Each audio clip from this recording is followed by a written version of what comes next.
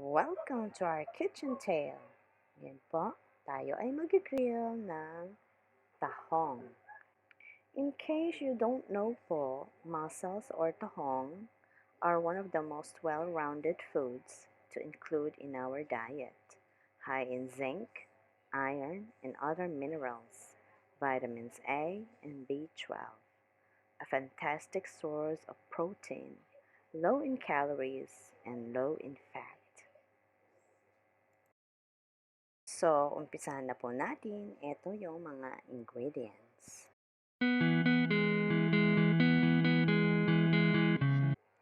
Ito po, it's optional. Gumamit po ako ng buttered garlic from the dipping sauce of Papa John's Pizza. So, you can use whatever butter na meron po kayo. It's fine. And then, a cup of shredded cheddar cheese. Then lastly po, a half kilo of fresh mussels or tahong na inopen ko na agad. So ngayon po, let's grill the tahong. I used a cast iron reversible griddle grill. So whatever griller po ang meron, it's okay. Pinainit ko po muna yung ating griller bago nilagay yung mga tahong.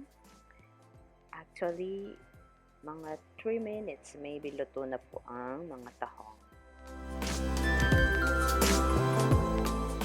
Then, pwede na po nating lagyan ng butter.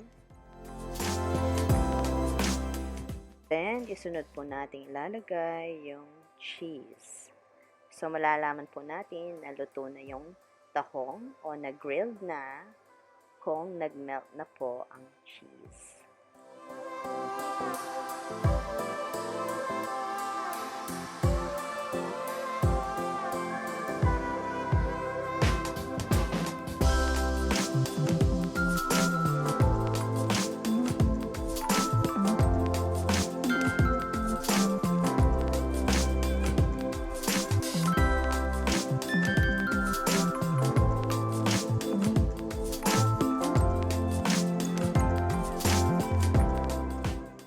So, as you can see po, nag-melt na po yung cheese.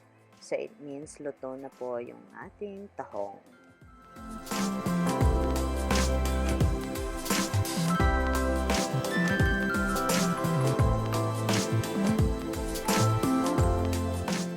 So, repeat lamang po ang process ng ating pag-grill hanggang maluto lahat ng tahong.